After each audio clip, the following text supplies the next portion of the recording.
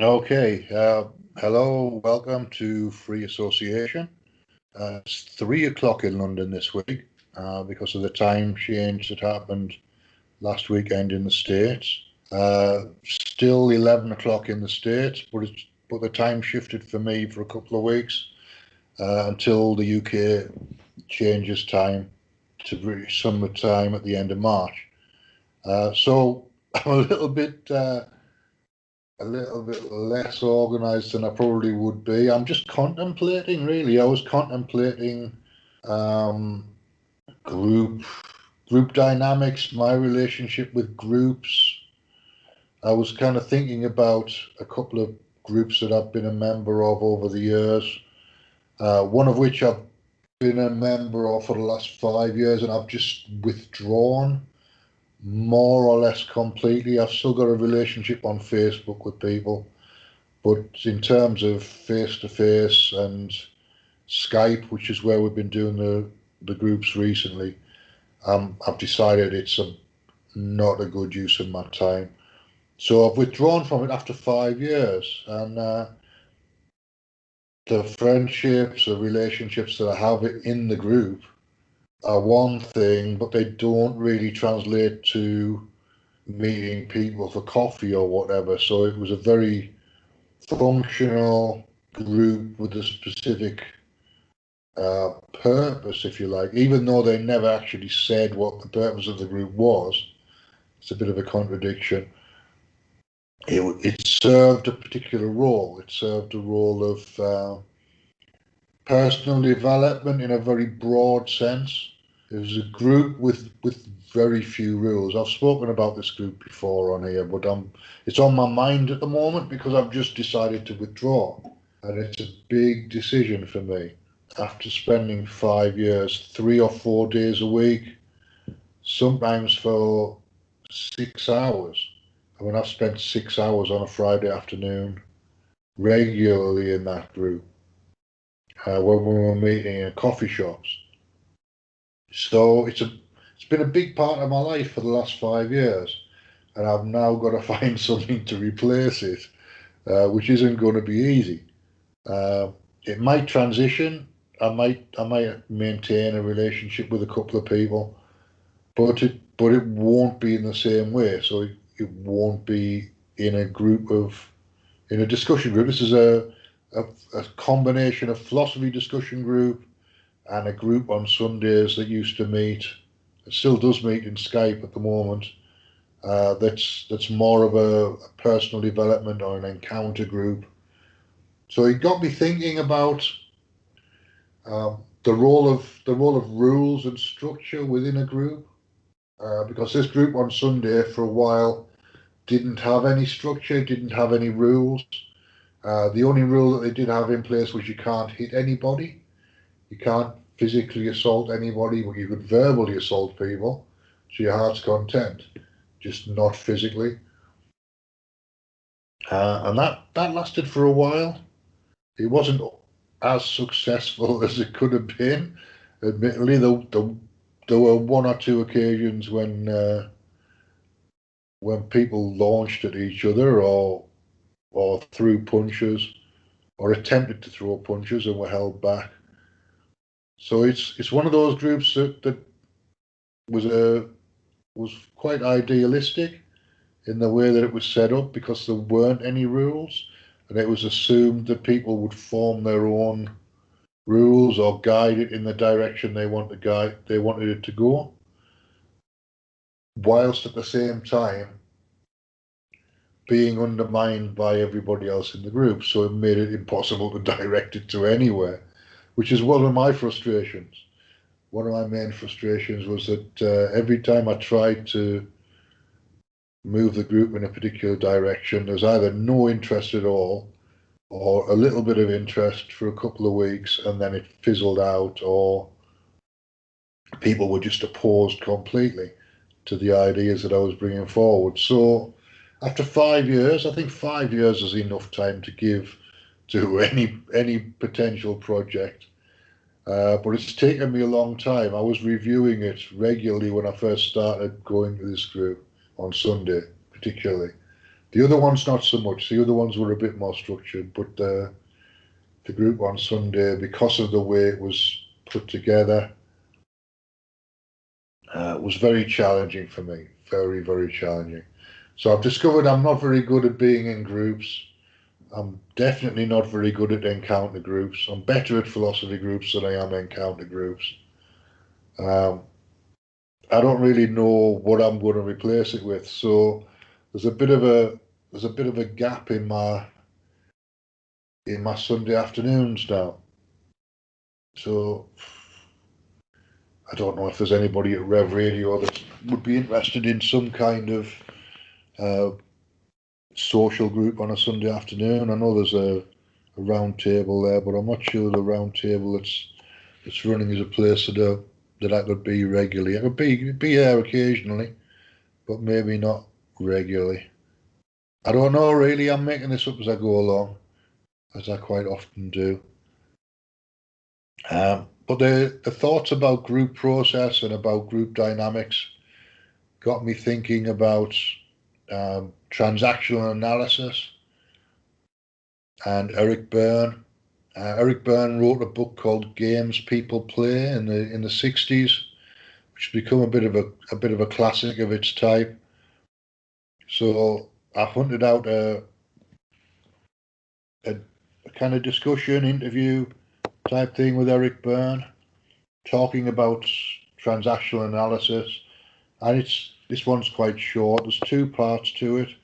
So what I'll do is I'll run the first part and then talk a little bit, give you my response, and then I'll run the second part. It's about 14 minutes long, this. It's Eric Berne, Games People Play. It's called The Practice Part 1. And it's on the Eric Berne MD channel on YouTube. Eric spelled E-R-I-C, Berne spelled B-E-R-N-E. So here we go. I'll let him tell his own story.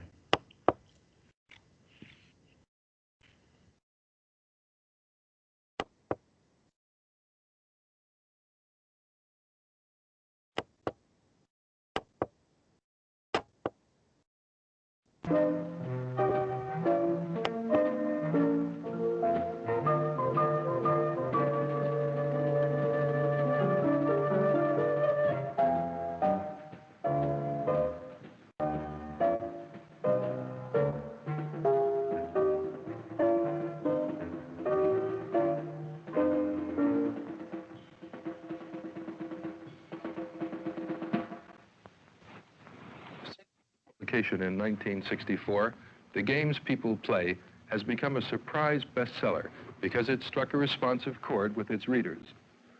Written for practicing analysts by psychiatrist Dr. Eric Berne, it explains in ordinary, understandable terms a startling theory of human relationships.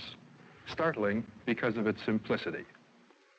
Dr. Berne's theory explains that the interplay between human beings can be understood in terms of the benefits that each receives. Called transactions, these games are one of several ways that we structure our relationships in order to keep our psychological distance from other people and prevent genuine intimacy. I'm David Prowett, science editor for National Educational Television.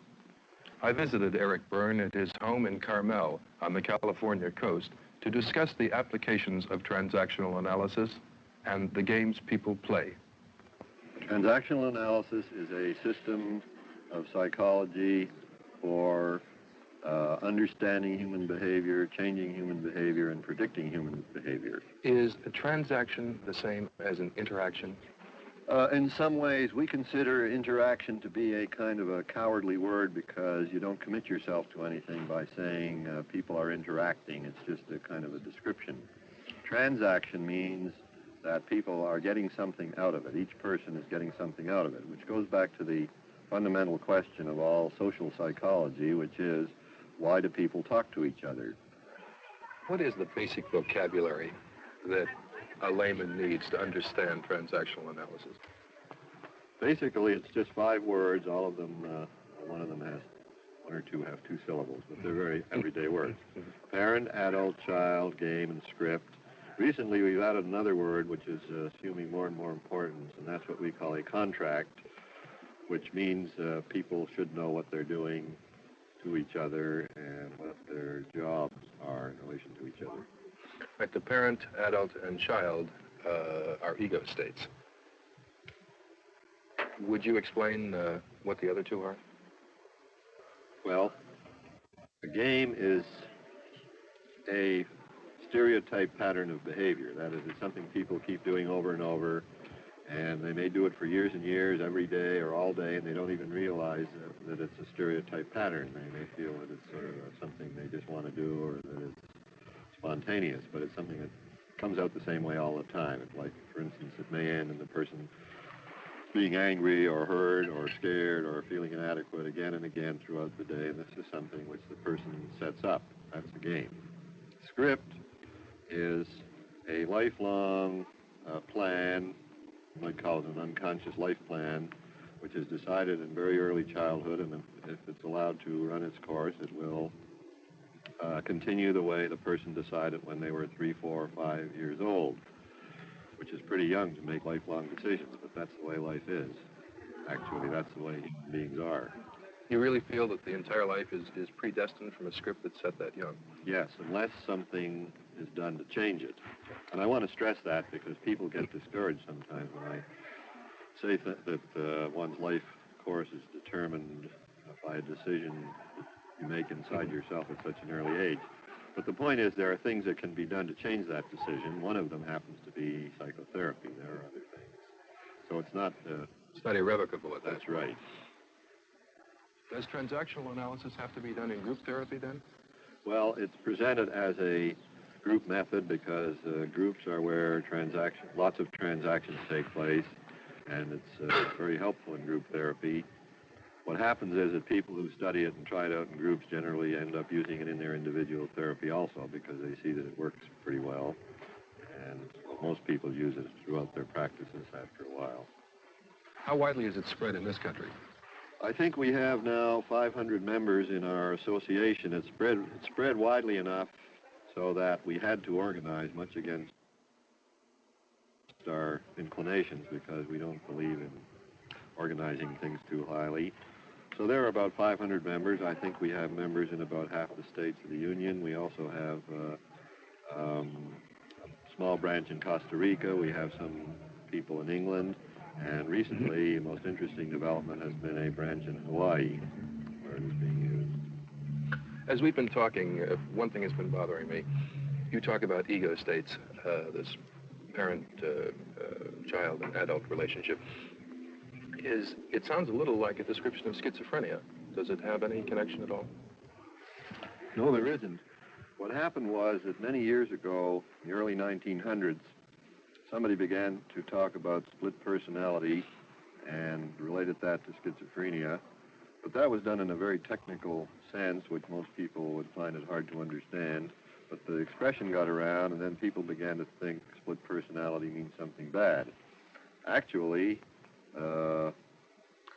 everybody has a split personality because every human being has at least 3 different people in his head.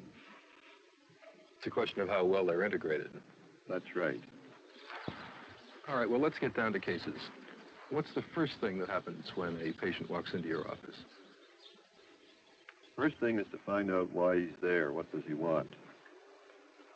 And then I try to see what I have to offer him. And that goes back to the word contract that I mentioned before. In other words, I want to know what he wants from me, what I can do for him, or what I can cure him of. And then after we've talked a while, he gets an idea of what I have to offer, and in that way we can come, we hope, to an agreement to go ahead with trying to help him.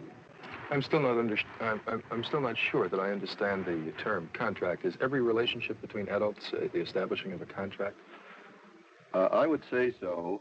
I think a lot of trouble in the world comes from what we would call unclear contracts, which means people aren't sure how they relate to each other or what they're allowed to do or say to each other. And if they transgress these unspoken limits, there's very often trouble. So a clear contract, I think, helps in any relationship, and we feel, when I say we, I mean these other colleagues that we talked about a few minutes ago, we feel that the first thing in any treatment situation is a clear contract in the sense of what does the patient want and what can we do for him. Can both of you understand We should this? both understand very clearly about that. But does the patient actually state his contract with you, or is this a conclusion you have to reach after talking with him? Sometimes he is, sometimes he isn't, and at other times there's a third kind of people who come from, let's say, other kinds of therapy where they have a kind of contract which involves words that we don't like to use very much. They're sort of sentimental or unclear words like relationship, personality, dependency, and we don't really feel we know what they mean. So sometimes a patient will state it, what we call his side of the contract in those terms, like I want to have better relationships. And then we say, well, what is a relationship? We finally try and boil it down to something very specific where we will know and he will know whether he is actually accomplishing what he set out to do in the treatment. Since a contract is between two parties, does that mean that the analyst has to commit to the patient too? Right. You do feel that there is a commitment? Yes, we have a very strong commitment to say we accept the patient's contract if he says it clearly enough. For instance, we may say, oh, then what you want to be cured of are migraine headaches. Well, let's see what we can do. And we may end up let's say that session by saying, okay, now you've had a chance to listen to me for a while, and that's the sort of thing I have to offer. So if you want to continue, fine, let's go. Would you say that this is analogous to directive analysis then, as opposed to non-directive? Not really. I think all we're trying to do there is we're not trying to direct the patient. All we want to do is find out what the patient wants. Like sometimes I say, I'm running a psychiatry store, what do you want? And I don't think that's directive. I think it's direct, but not directive. Transactional analysis seems to demand more from the patient than other forms of analysis. He really has to know his condition to make it work, doesn't he? Yes, that is true. He has to find out what really goes wrong. Not necessarily before he comes in. No. But he must know it before the analysis can begin. That's right, because that's the only way we really will ever know whether we're accomplishing what he wants or what we started out to do, is if it's clear what we're supposed to be doing. Do the patients really know that much about their case? Bodily complaints are usually pretty clear. A migraine headache is something the patient knows he has, and he knows where it is, and then he knows all about it in great detail. But it's very easy to reduce many conditions to, let's say, physiology, which is very, very important. The body is really here to stay, and it is a very important part also of psychological functioning and psychological problems. For example, what people call trouble with relationships. If we really look into it, what he really means is, in physiological terms, something like when I go into a room where there are strange people, I feel funny. And then you say, where do you feel funny? And he may know very well, right in the pit of my stomach. And then we know that something in that situation is affecting his stomach. So that's what's got to be cured. And he's actually getting a physiological reaction. Right. There's always a physiological reaction to an emotional situation. Well, I know that you believe in talking over the patient's illness with the patient. Is this generally accepted practice in analysis? I think we carry it a little farther than most people. For example, one thing we've been doing lately is having the staff conference in the presence of the patient, even with adolescents. And it works very well. Most people, let's say most other clinicians, for instance, the hospital staff, are a little uneasy about it the first couple of times. But when they discover how beneficial it is to the patients and how the patients pull themselves together, no matter how disturbed they are ordinarily, if they're told this is a staff conference about you and it's your privilege to listen to it, it's amazing how, as we would say, their adult gets hooked, and no matter how oddly they were behaving before, they will sit quietly for an hour and listen very, very intelligently to an intelligent open discussion of their own case. You don't find that it frightens them in any way? I've never known it to frighten them in my experience. How do you translate the theories and the contracts you've made into a coherent plan for therapy? Well, let's take as a sort of a theoretical example, a man who comes in and talks about relationships, and we discover what he really means is when he goes to a party where there are strangers, his stomach feels funny. Well, the first thing we do is talk about parent, adult, and child. In that case, it's very obvious that it's the child part of him that feels funny because at an adult level or at an objective level, nobody at the party is going to hurt him or wants to hurt him. There's nothing to be afraid of. So then we trace that back and discover that is so. See, if we say something as your child, that's only our opinion. And in order to verify it, we have to go through certain procedures. One of them is to find out, did you really feel that way when you were actually a child? And if he did, then we say, well, our diagnosis is right. That's the child part of you. So it's very easy to trace back in such cases that the same thing happened when he went to kindergarten the first day or when he went to birthday parties. So we set up the child and the adult, and then it's a little more difficult, but not too difficult, to establish that it's something about the way his parents raised him which contributed to his child being scared in that situation. For instance, they may have been hammering at him, watch your manners, to take a very simple example. He goes to the party and he's scared that he may do something rude, that his parents would be angry at him, and then let's say all the other kids are going to have better manners than he has, and so they'll jump on him, and that scares him. So in that way, we set up.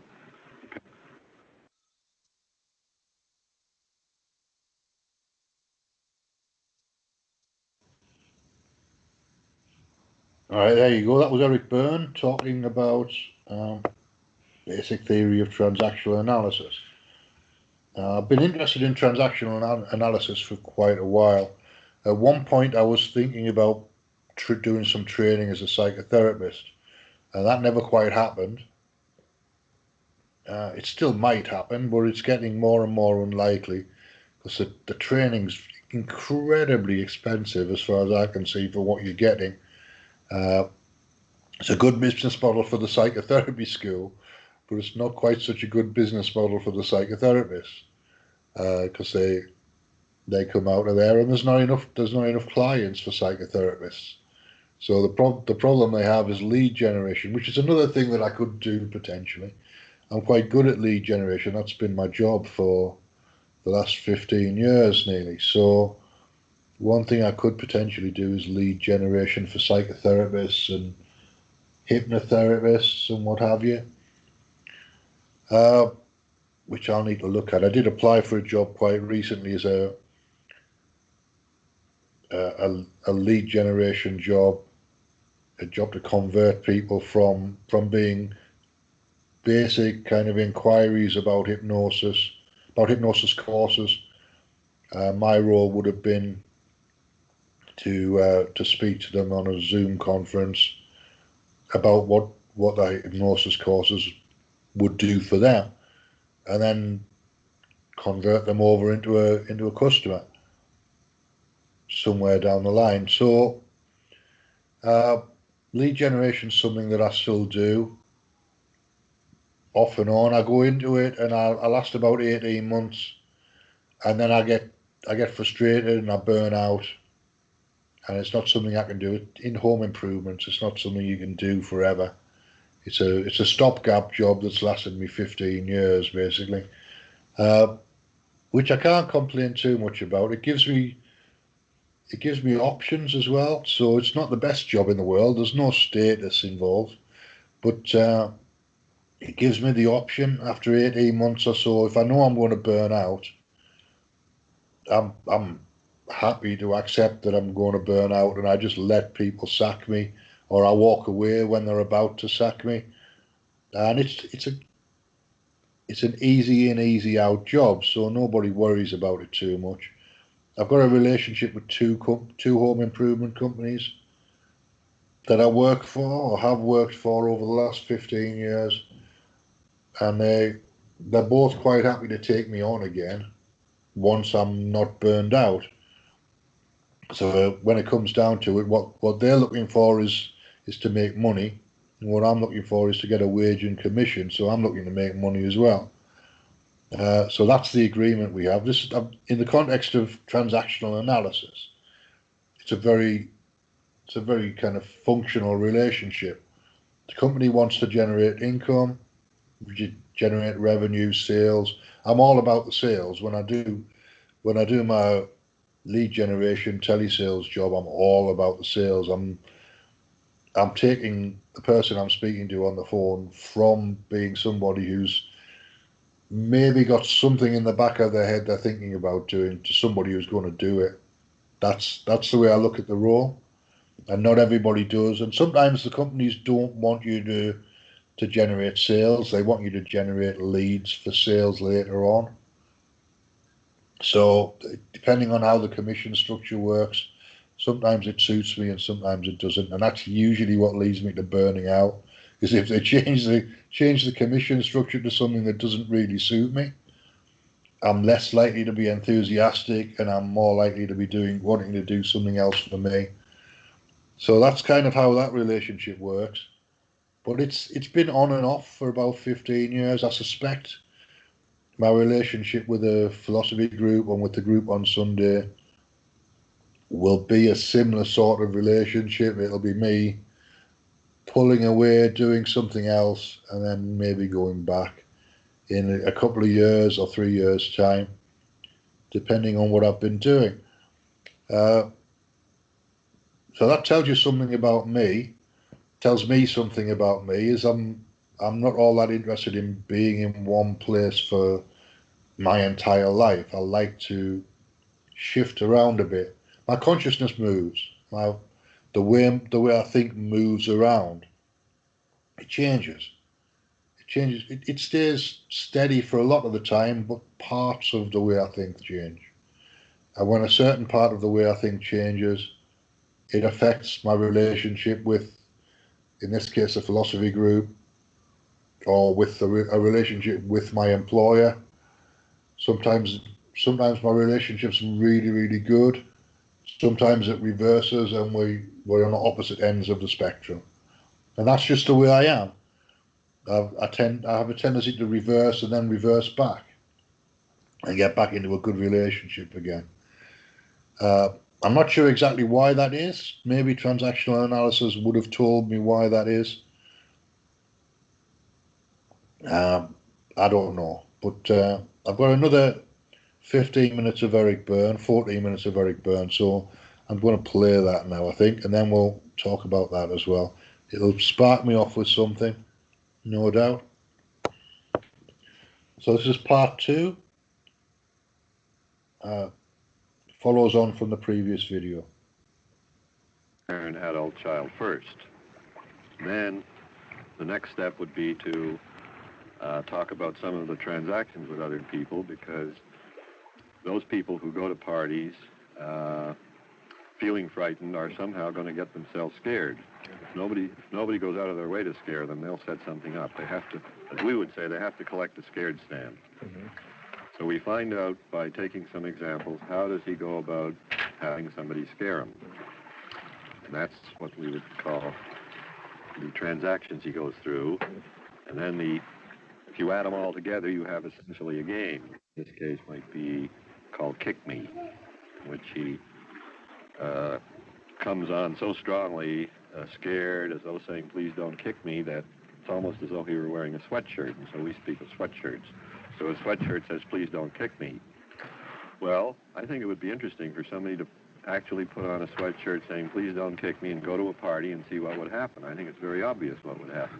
Everybody would take a kick at him. So he gets himself kicked, and that's the game. Dr. Berne, we've been talking about life plans as such. Just what are they? That's where the word script comes in. That's what is decided when people are very small, maybe 4 or 5 years old. And then they don't quite know how to go about it, and I think that the next thing they latch onto is usually a fairy tale, which sounds like the way they want things to be. You mean a real fairy tale? The real fairy tale. So very often we can find out what a person's script is by asking what is your favorite fairy tale.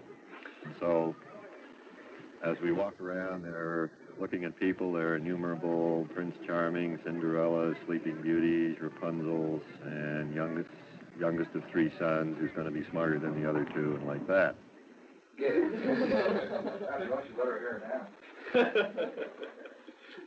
What I'd like to talk about is the Rapunzel script, which is a little bit different.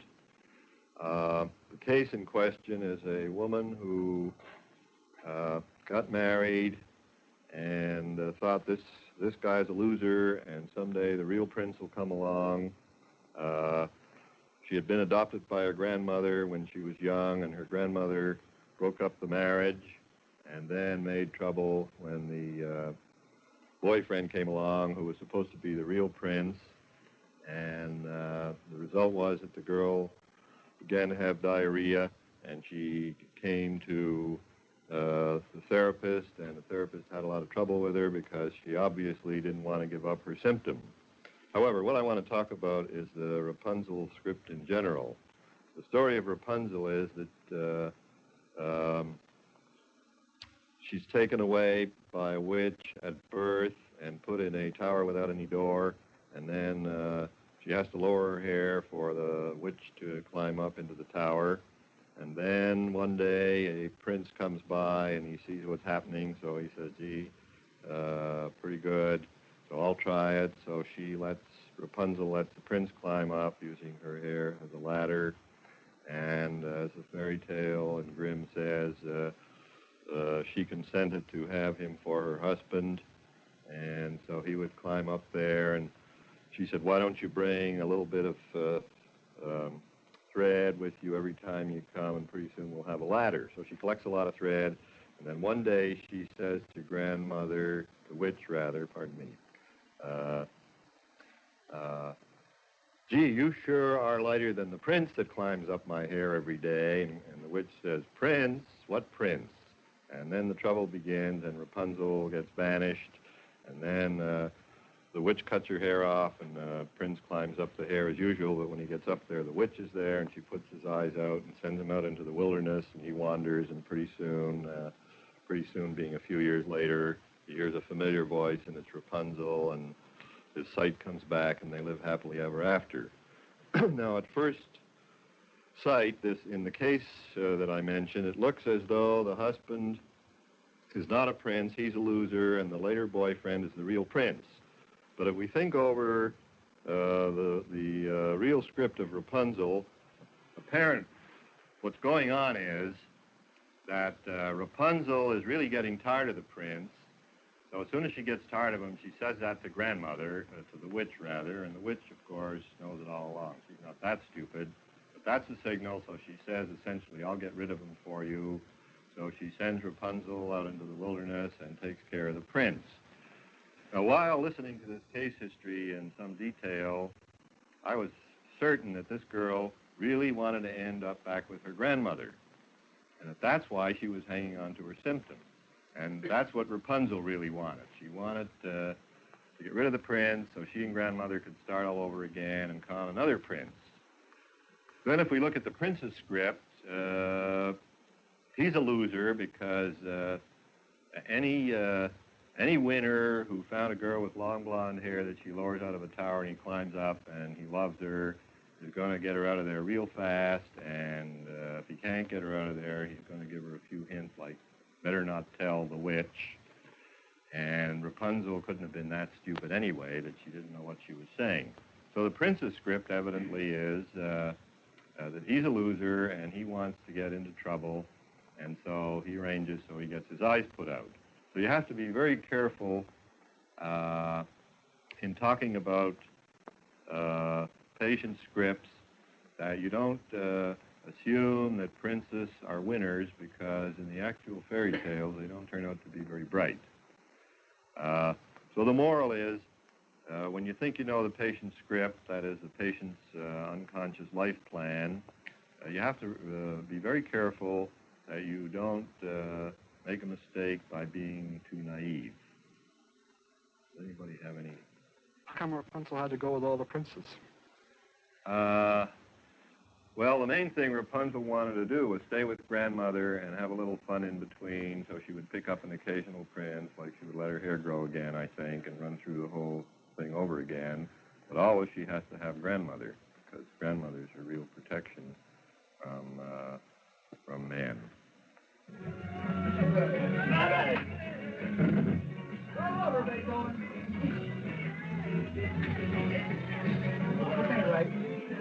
Why is it that you had to go into such a complicated allegory as Rapunzel to explain what was happening in Elise's case?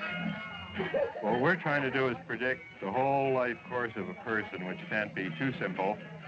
And what we find is that most people's lives follow very closely the pattern of a fairy tale. That's why fairy tales stick with people, because they're very meaningful in some way. And so Rapunzel may sound complicated, but as a story of a whole lifetime, actually, it's relatively simple. And so we feel that people really try to live out a fairy tale in all its details.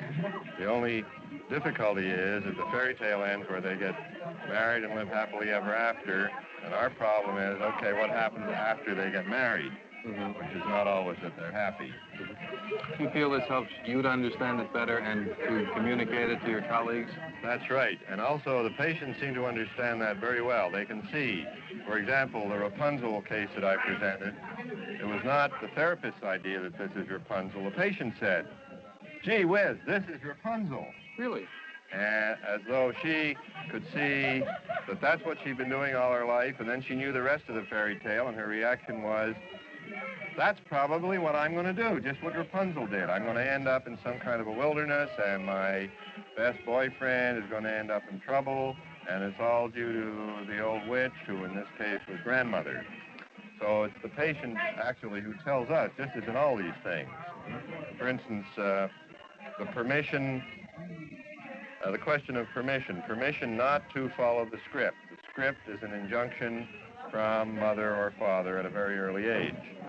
And the question of permission was solved for me, not in my head, but by a patient. It was a gambler. And the question was, how could I induce him or somehow persuade him not to gamble? And he said, that isn't the problem. All you have to do is give me permission not to gamble, because I feel that somebody in my head is telling me I have to gamble. And that was a revelation to me. I sort of sat up in my chair and said, wow, this is interesting. And then by listening to other patients, I discovered it's not that I have to tell them what to do. I merely have to give them permission to disobey let's say, the destructive orders which were given to them by one or other parent. And we know a lot about how the parents work. For instance, it is the parent of the opposite sex who tells the child what to do at a very early age, and the parent of the same sex who shows the child how to do it. One of our classical examples is the beautiful girl. Now, a beautiful girl, in our way of thinking, is a girl whose father gave her permission to be beautiful by saying, you're beautiful, I like beautiful girls, your mother's beautiful, that's what I like. And then mother shows her how. That means mother shows her how to dress, how to act, how to walk. Be a girl. How to be a girl. And inversely with a man. Mother says, this is what I want you to be, and father shows him how to go about being it. And this principle seems to work very well. So that's why if we can find the fairy tale, which somehow is the story of the person's life, or if the person can find it themselves, then it really gives them a feeling that they know something about where they're going and what has to be headed off. I think the music has finally gotten to me. I can no longer hear you anymore. Yeah, noisy here. What contributes to real love between a man and a woman? Well, that we don't pretend to know, because usually people who are capable of real love don't seem to end up coming to psychiatrists. They seem to be finding their own happiness, and they don't have to...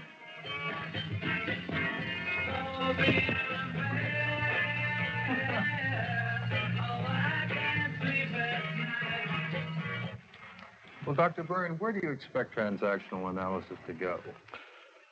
Well, I think that Someday somebody is going to discover what human living is all about.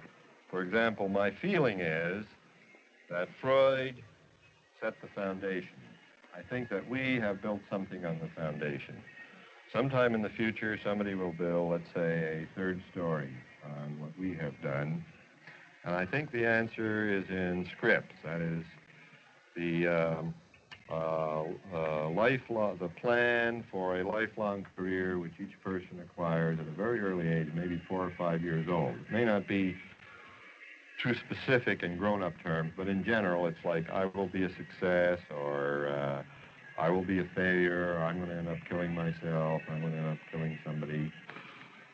So by finding out a person's plans for his whole career, his whole life, and by in careers we include such things as failure, ending in suicide, ending in psychosis or confinement in a state hospital, that if we can get in there and break that up, then we can really change a person's whole life course, and we feel we might really have found a very valuable secret of human behavior, a very long-term secret, which involves not only the person, but also his children.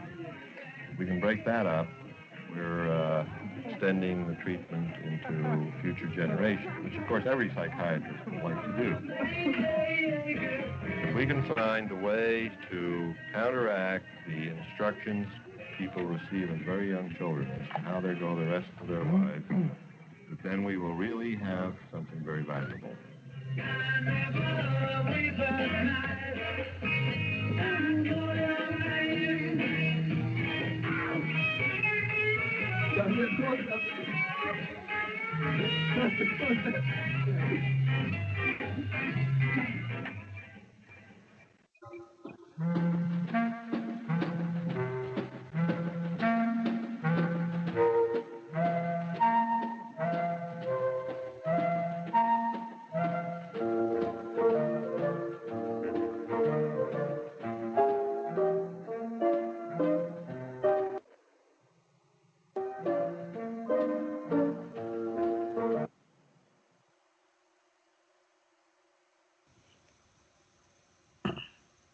Okay, so that was part 2.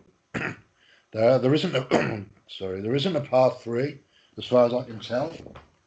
And don't know what's going on with my throat. There isn't a part 3 for that, but there is another video that talks about transactional analysis theory.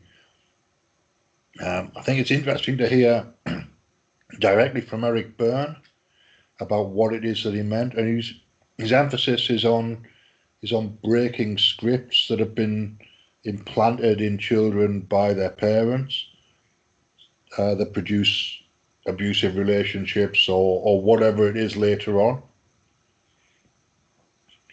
And it's something that's interesting to me, just on the principle that a lot of things are implanted by parents. When you're 3 or 4 years old, you don't even realize it's happening. And if it's something that you disagree with later on when you're an adult, but it's been implanted in your subconscious, it's going to take a bit of work to get down there and break it up, deconstruct it, put it back together the way that you want it to be. And that to some extent is the job of psychoanalysis or psychotherapy.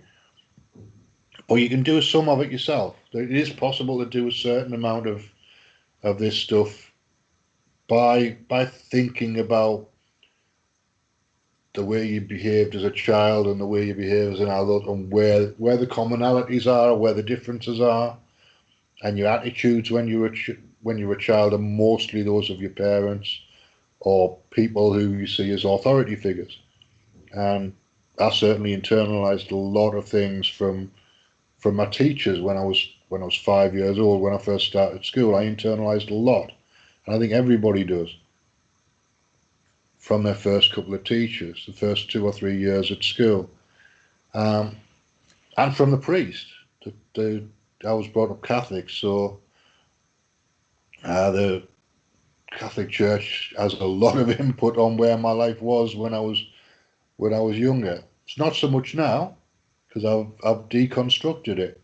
that's the main thing that I've been deconstructing. I think is the Catholic influence, but also some of the political influence from my father, and just the times that I grew up in.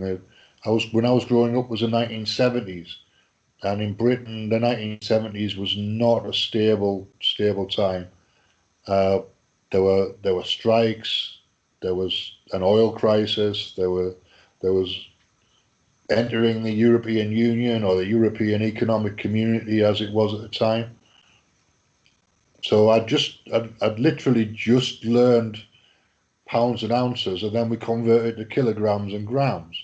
It confused me as a child because I'd literally just got my head around the measurement systems at 6 or 7 years old, 8 years old maybe,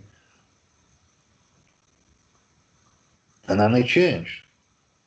So it means that there was a lot of instability around me. My father was in and out of work fairly regularly, and obviously my parents were rowing about money. So all of these things are in my subconscious, and I've worked through quite a few of them. There's still some things to work through uh, around money, around values. The spirituality stuff's pretty much sorted out. I know where I am with that now. So the name of the game at the moment is sorting out the socially constructed stuff, the things that are in society generally that you internalize as a child, that I internalized as a child, that I don't need, or that I want to change my approach to, or whatever. So it means a certain amount of making subconscious things conscious, looking at how things were in the 70s, how things are now. What is it I'm carrying from the 1970s that I don't need anymore? That isn't appropriate to today's situation. Because I don't want to feel like I'm stuck in the 1970s, even though I might be to some extent. It's not a place that I want to live. Although a lot of my values and a lot of the way I think comes from the 1970s and the late 60s when I was very small. Anyway, so in terms of how I respond to groups and how I interact with groups, I'm very cautious about how I interact with people. I'm very restrained in a lot of ways, which isn't necessarily healthy, but it's part of the way I am, and the whatever chains have been put there by my childhood are being unlocked and being taken away one at a time. I don't feel the need to throw them off in a fit of rage or anything like that. I'll just take them off one at a time and then look at the difference it makes, test the difference it makes. So I'm gradually unburdening myself of all the things that I've been carrying since I was a child. Anyway, that's kind of the show. I've got about 5 minutes left, so I just I'll do the donations thing. Revolution Radio is listener supported. There's 2 studios running more or less 24 hours a day each.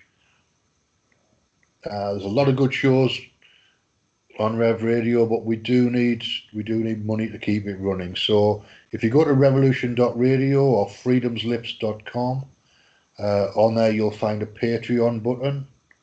You can set up a monthly donation through Patreon, or there's a tab at the top of the page for donations. If you want to make a one-off donation, you can do that there. And there's also a way to send donations through the post. You'll find that at the bottom of the page. So I've been here almost exactly a year, and I'm just about settled in now, I think. Just about chilled out enough to not worry about any of it that much. I found my space. I found roughly speaking my voice for Rev Radio, which isn't the same as anybody else's voice, and nor should it be.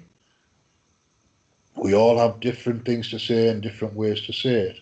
And that's the way it should be. That's the way it is. If we're all saying the same thing in the same way, life would be very, very boring. And my way of expressing myself is partly a result of my childhood, partly a result of my family life, partly a result of my schooling, partly a result of the work that I've done and the situations that I've been in and the conversations that I've had. They all build up one on top of the other. And you can slowly deconstruct what you build up, let go of it. Letting go is an important part of the picture. Letting go of the recent stuff is easier than digging into your subconscious. So that's probably the place to start, is look at something that you might have acquired recently and decide whether you want to keep it. Is it something you want to hang on to? Is it something you want to let go of? And the world doesn't really give us time to assess things in that way. So you need to sit down, maybe quietly. Maybe you can do it as you're doing the washing up, as you're cleaning the bathroom, whatever it is that you do. Maybe instead of putting the radio on, leave the silence and go through the thought process. What is it you want to keep? What is it you want to let go of? Not everything you'll want to let go of. A lot of it you might want to keep as tradition, as memories, as a relationship with your parents. Nothing wrong with that at all. But there's some things you might want to let go of, and if you don't look, you're never going to find those things. So it's really just a matter of awareness of what you might be carrying and what you might want to let go of. The two techniques that I use most recently are emotional freedom technique, which I've spoken about many times on this show, and Sedona method, which I don't speak about as much, but is also very useful. And there are videos on YouTube for both of those techniques. You can tap along to emotional freedom technique easily. Just insert your own issue as you're following along. Somebody like I don't know who. There's 5 or 6 people that I look at for emotional freedom technique. So you can find me at shadowplay.live, at freeassociationradioshow.com. On Twitter, my Twitter handle is Dennis Barker. It's Dennis, DENNIS, Barker, BARKER. I'm active on Discord. There's a Reiki initiation server on Discord. There's a radio show server now as well, which is called Radio Roundtable. So anybody who wants to be part of a roundtable discussion show, the easiest way to get me and talk about that is on Discord or on Skype. I'm Open Philosopher on Skype. If you look up Open Philosopher Dennis Barker or Open Philosopher Free Association, you should be able to find me. So thanks for listening. We'll be back same time next week, 11 o'clock US time on the East Coast. It'll still be 3 o'clock here. Clocks don't change here till the end of March.